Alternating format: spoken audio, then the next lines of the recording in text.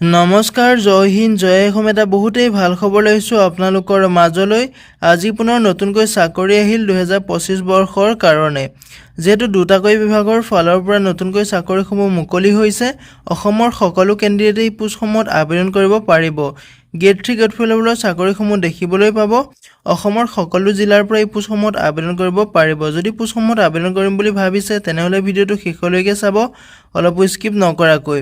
পোষ্টসমূহত আপুনি কেনেদৰে আবেদন কৰিব, আবেদন কৰিবলৈ আপোনাৰ বয়সৰ সময়সীমা কিমান দিয়া আছে, এডুকেশ্যন কোৱালিফিকেশ্যন কিমান দিছে, চিলেকশ্যন প্ৰচিডিউৰটো কেনেকুৱা আছে, সম্পূৰ্ণ তথ্য এই ভিডিঅ'টোত আলোচনা কৰিম। ভিডিঅ'টো শেষলৈকে চাই যাব, অলপো স্কিপ নকৰাকৈ। যদি ভিডিঅ'টো ভাল পায় তেনেহ'লে এটা লাইক কৰিব আৰু মোৰ চেনেলটোলৈ যদি প্ৰথমবাৰৰ কাৰণে আহিছে তেনেহ'লে চেনেলটো ছাবস্ক্ৰাইব কৰিবলৈ নাপাহৰিব।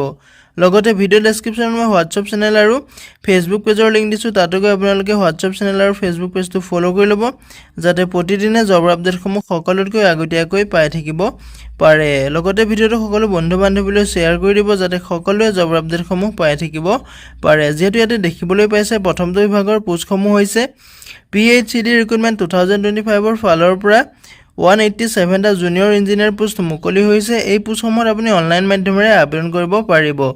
পোষ্টসমূহৰ লাষ্ট ডেটটো আপোনাৰ 13 ছেপ্টেম্বৰলৈকে আপুনি এই পোষ্টসমূহত আবেদন কৰিব পাৰিব। যদি আপুনি ইণ্টাৰেষ্টেড হয়, এলিজিবল হয়, এই পোষ্টসমূহত আবেদনসমূহ কৰি ল'ব পাৰিব। ইয়াতে লিখা আছে, Assam public service commission has released an employment notification for the recruitment of 187 junior engineer vacancy. যিহেতু আছাম পাব্লিক ছাৰ্ভিচ কমিশ্যনৰ ফালৰ পৰা 187টা জুনিয়ৰ ইঞ্জিনিয়াৰ ভেকেঞ্চি মুকলি কৰি দিয়া হৈছে। যদি আপুনি পোষ্টসমূহত ইণ্টাৰেষ্টেড হয়, এলিজিবল হয়, আবেদনসমূহ কৰিব পাৰিব। ইয়াতে এটা ৰিক্ৰুটমেণ্টৰ এটা অভাৰভিউ দিয়া আছে। নেম অফ পোষ্ট, পোষ্টটোৰ নাম হৈছে আপোনাৰ junior engineer civil, mechanical, electrical, chemical. এই বিভাগসমূহত আপুনি দেখিবলৈ পাব। ইয়াতে টোটেল পোষ্ট যিহেতু 187টা পোষ্ট দেখিবলৈ পাব। আপোনাৰ ব্ৰাঞ্চ ৱাইজ আপোনাৰ ভেকেঞ্চিসমূহ দিয়া আছে। চিভিল ব্ৰাঞ্চত আছে আপোনাৰ 160টা পোষ্ট আছে, মেকানিকেলত আছে 10টা পোষ্ট, ইলেক্ট্ৰিকেলত আছে 7টা পোষ্ট, কেমিকেলত আছে 10টা পোষ্ট। চেলাৰীৰ ক্ষেত্ৰত ক'বলৈ গ'লে পোষ্টসমূহৰ আপোনাৰ 14,000 পৰা আৰম্ভ কৰি 70,000 টকালৈকে আপুনি চেলাৰীসমূহ লাভ কৰিব পাৰিব। লগতে আপোনাৰ গ্ৰেড পে'টো থাকিব 8,700 টকাকৈ আপোনাৰ গ্ৰেড পে'টো থাকিব। যিহেতু এইটো 3rd গ্ৰেডৰ চাকৰি হয়, গ্ৰেড 3 লেভেলৰ চাকৰি হয়। যদি আপোনাৰ এই পোষ্টটোৰ প্ৰতি ইণ্টাৰেষ্টেড হয়, এলিজিবল হয়, আবেদনসমূহ কৰি ল'ব পাৰিব। ভিডিঅ' ডেছক্ৰিপশ্যনতে মই আবেদন কৰাৰ লিংক দিছোঁ, তাতে গৈ আপুনি আবেদনসমূহ কৰি ল'ব পাৰিব। ইয়াতে আপোনাৰ এডুকেশ্যন কোৱালিফিকেশ্যনটো আপোনাৰ 3 বছৰ এখন ডিপ্ল'মা লাগিব। যদি আপোনাৰ ইঞ্জিনিয়াৰিঙৰ ফালৰ পৰা 3 বছৰীয়া এখন ডিপ্ল'মা আছে, আপোনাৰ যদি গ্ৰেজুৱেশ্যন কমপ্লিট হৈছে, তেতিয়া আপুনি পোষ্টটোত আবেদন কৰিব পাৰিব। অৰ্ডাৰ কাৰ্ডেৰে দিয়া আছে আপোনাৰ ইয়াতে বয়সৰ সময়সীমাটো আছে 18 বছৰৰ পৰা 38 ইয়াৰ্ছলৈকে, 38 বছৰলৈকে আপুনি পোষ্টসমূহত আবেদনসমূহ কৰিব পাৰিব। ইয়াতে এজ ইলেকশ্যনসমূহ লাভ কৰিব পাৰিব। SC STৰ কাৰণে আপুনি 5 বছৰকৈ এজ ইলেকশ্যন লাভ কৰিব পাৰিব। OBCৰ কাৰণে MOBCৰ কাৰণে আপুনি 3 বছৰকৈ এজ ইলেকশ্যন লাভ কৰিব পাৰিব। PWBDৰ যিসকল কেণ্ডিডেট আছে তেওঁলোকে 10 বছৰকৈ এজ ইলেকশ্যনসমূহ লাভ কৰিব পাৰিব। ৰেচিডেঞ্চিপটো আপোনালোকে যিহেতু গম পাইছে, পাৰ্মানেণ্ট ৰেচিডেণ্ট অফ আছামৰ আপুনি হ'ব লাগিব, তেতিয়া আপুনি পোষ্টসমূহত আবেদন কৰিবলৈ ইলিজিবল হ'ব। ইয়াতে এপ্লিকেশ্যন ফিজটো দিয়া আছে, যি কেটেগৰী ৱাইজ আপোনাৰ এপ্লিকেশ্যন ফিজ দিয়া আছে। যিসকল জেনেৰেল EWSৰ হয় তেওঁলোকে 297 টকা 20 পইচা এপ্লিকেশ্যন ফিজ কাটিব লাগিব।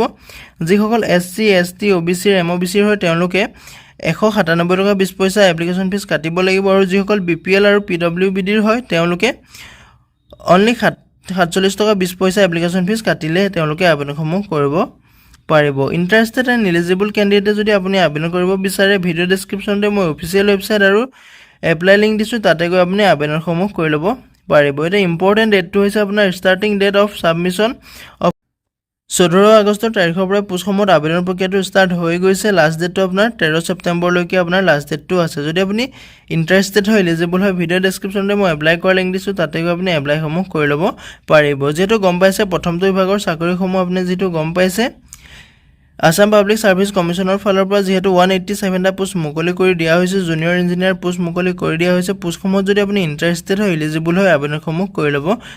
তেতিয়া দ্বিতীয়টো বিভাগৰ পোষ্টসমূহ মুকলি হৈছে state child protection society recruitment 2025ৰ ফালৰ পৰা যিহেতু 238টা পোষ্ট মুকলি হৈছে। এই পোষ্টসমূহতো আপুনি অনলাইন মাধ্যমেৰে আবেদন কৰিব পাৰিব। যিটো ষ্টেট চিলড্ৰেন প্ৰটেকশ্যন ছ'চাইটিৰ ফালৰ পৰা 238টা পোষ্ট মুকলি হৈছে। এই পোষ্টসমূহৰ আপোনাৰ লাষ্ট ডেটটো আছে 30/8/2025লৈকে পোষ্টসমূহৰ আপোনাৰ লাষ্ট ডেটটো আছে। ইয়াতে লিখা আছে, state child protection society Assam has released an employment notification for the recruitment of 238 vacancy. যিহেতু 238টা ভেকেঞ্চি মুকলি হৈছে ষ্টেট চাইল্ড প্ৰটেকশ্যন ছ'চাইটি ফালৰ পৰা যদি আপুনি পোষ্টসমূহত ইণ্টাৰেষ্টেড হয় এলিজিবল হয় আবেদনসমূহ কৰি ল'ব পাৰিব ভিডিঅ' ডেছক্ৰিপশ্যনতে মই নটিফিকেশ্যনৰ লিংক দিম তাতে আপুনি নিজে চেক আউট কৰি ল'ব পাৰিব অসমৰ কোনটো ডিষ্ট্ৰিক্টৰ ক্ষেত্ৰত কিমানটা পোষ্ট আছে কোনটো পোষ্টৰ ক্ষেত্ৰত আপোনাৰ এডুকেশ্যন কোৱালিফিকেশ্যন কিমান লাগিব সম্পূৰ্ণ তথ্য আপুনি নিজে চেক আউট কৰি ল'ব পাৰিব ভিডিঅ' ডেছক্ৰিপশ্যনতে মই এডভাৰটাইজমেণ্টৰ লিংক দিম তাতে গৈ আপুনি চেক আউটসমূহ কৰি ল'ব পাৰিব যদি আপুনি পোষ্টসমূহত ইণ্টাৰেষ্টেড হয় এলিজিবল হয়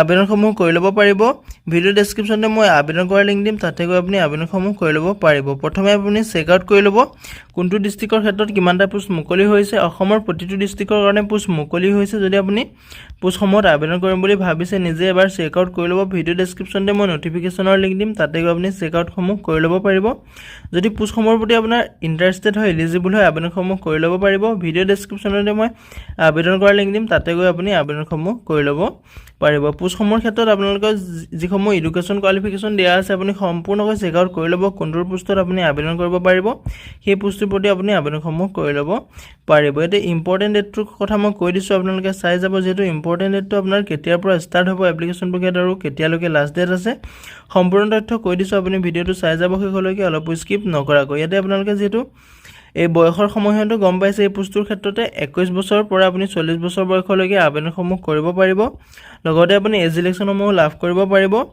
SC STৰ কাৰণে আপুনি 5 বছৰকৈ এজ ইলেকশ্যন লাভ কৰিব পাৰিব OBCৰ কাৰণে আপুনি OBC MOBCৰ কাৰণে আপুনি 3 বছৰকৈ এজ ইলেকশ্যন লাভ কৰিব পাৰিব PWBDৰ কাৰণে আপুনি 10 বছৰকৈ এজ ইলেকশ্যন লাভ কৰিব পাৰিব যদি আপুনি ইণ্টাৰেষ্টেড হয় এলিজিবল হয় যেহেতু ভিডিঅ' ডেছক্ৰিপশ্যনতে মই আবেদন কৰাৰ লিংক দিছোঁ আপুনি তাতে গৈ আবেদনসমূহ কৰি ল'ব পাৰিব ষ্টাৰ্টিং ডেটটো আপোনাৰ 16 আগষ্ট তাৰিখৰ পৰা যেহেতু অহাকালিৰ পৰা এই পোষ্টসমূহত আবেদন প্ৰক্ৰিয়াটো ষ্টাৰ্ট হৈ যাব লাষ্ট ডেটটো আপোনাৰ 30 আগষ্টৰ তাৰিখলৈকে আছে যদি আপুনি ইণ্টাৰেষ্টেড হয় এলিজিবল হয় ভিডিঅ' ডেছক্ৰিপশ্যনতে আপুনি নটিফিকেশ্যন চেক আউট কৰিব এডভাৰটাইজমেণ্টখন পঢ়ি ল'ব ক'ত কিমানটা ভেকেঞ্চি মুকলি হৈছে কোনটো ডিষ্ট্ৰিক্টৰ ফালৰ পৰা কিমানটা পোষ্ট মুকলি হৈছে লগতে মই এপ্লাই কৰাৰ লিংক দিম তাতো গৈ আপুনি আবেদনসমূহ কৰি ল'ব পাৰিব আজিলৈ ভিডিঅ'টো ইমানেই আছিলে যদি ভিডিঅ'টো চাই ভাল পালে এটা লাইক কৰিব আৰু মোৰ চেনেলটোলৈ যদি প্ৰথমবাৰৰ কাৰণে আহিছে তেনেহ'লে চেনেলটো ছাবস্ক্ৰাইব কৰিবলৈ নাপাহৰিব জয় হিন্দ জয় অসম